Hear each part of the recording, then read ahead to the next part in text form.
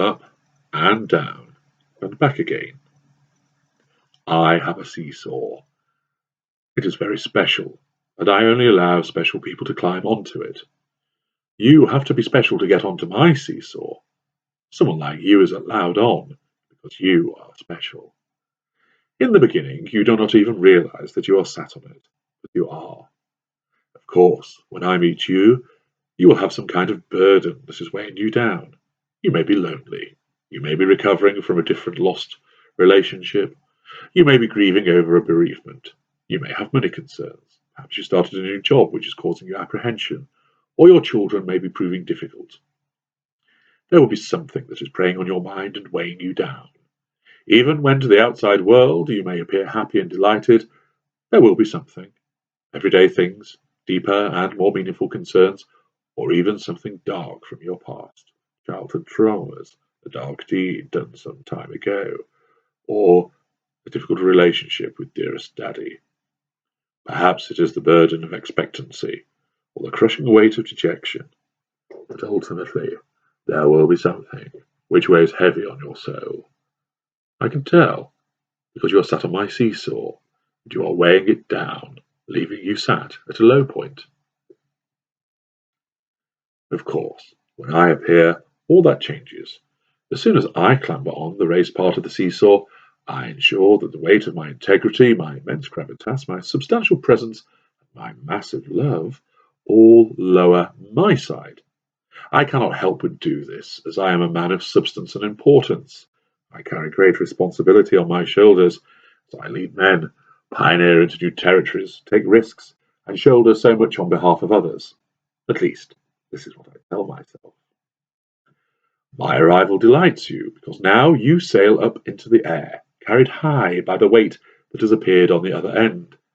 This seesaw is fantastic, because up and up you go, racing through the air, up into the firmament. It is exciting and dizzying as you soar towards the rarefied atmosphere. You feel light, you feel elevated, and those burdens have somehow vanished. Such is the effect of my presence. You recall from your childhood that eventually you reached the apex of the seesaw, and you readied yourself to come back down again. But this is different. There seems to be no end to your upwards movement.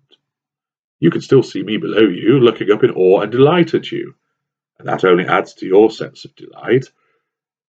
You wonder if you can do the same for me, whether you can send me soaring upwards, and you try to push down, but it is to no avail. You cannot muster any force, and you continue heading up on high. I watch you soar, and your smiles, laughter, and praise for my wonderful seesaw pleases me. So I allow you to continue with your ascent. Your exhortations of thanks for this wonderful ride shower down on me, and I accept it all with gratitude. Still, what goes up must invariably come down, and with a violent application of force, I begin to shoot upwards towards my rightful place above you. You are suddenly falling. Your descent is rapid and sudden, and it is unpleasant. You can see the earth racing up to meet you, and your screams come loud and long. I laugh at your distress, and cause the seesaw to move even more violently as I soar upwards and you plummet. You now see me ahead of you, smiling and laughing as if nothing is wrong. The confusion grips you. Why are you going down now? Why is it happening so fast? I pass you and wave as you grip onto the seesaw, bracing yourself for the impact, terror and dread wrapping around you. You see me now above you as you close your eyes and then wait for that sudden thud as you hit the ground once more, but it never comes. You are just above the ground, way below me, as you hear me pouring scorn on you from my elevated position. It seems so odd. I am no further away from you than when we got on this seesaw, yet I seem so distant, so far away, that you struggle to even recognize whether it is me anymore. You don't like being down here. It feels horrible. You want to climb once again, and so you push hard with your legs in order to gain some purchase that will send you up and me down, but nothing happens. You shove again, but there is no response.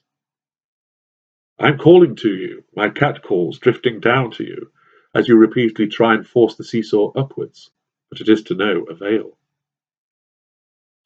Tears of frustration gather in your eyes as you push and pull at the seesaw, but nothing happens.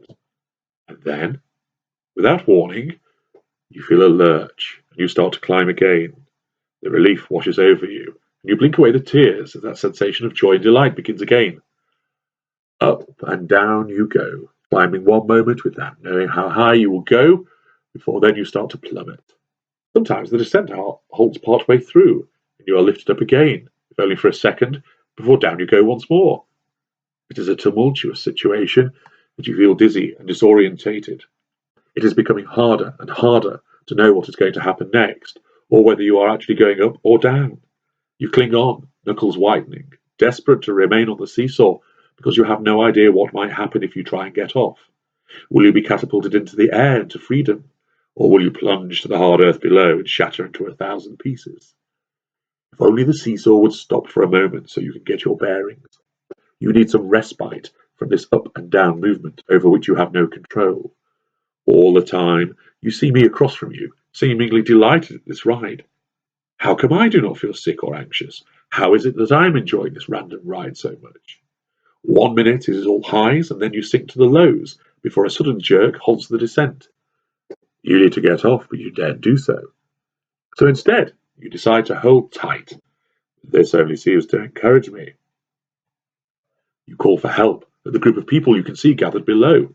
You know they can see you, but as you are lowered towards them, their hands outstretched ready to lift you from this nightmarish ride, you are suddenly wrenched upwards and away again. You are so confused. It feels better to be climbing, that wonderful lifting sensation sweeping across you, but this takes you away from those people who are trying to help you. You tell them to wait, that you will be back soon, but you can see them walking away as you keep on climbing again until they have vanished. You shout for them to stay, but it is to no avail. You are isolated, alone, and soaring once more. Another lurch, and you are falling, but this time alarm seizes your heart. You cannot breathe, and terror causes the scream to stall in your throat. You are falling way too fast, faster than ever before, hurtling downwards at a speed. You look across to where I should be, but there is nobody there. I have gone. I have vanished without warning or announcement. There is nobody left to control this seesaw, and you are dropping, dropping, dropping. The hard and stony earth is rushing up to meet you. You are in free fall, and there is only going to be one outcome.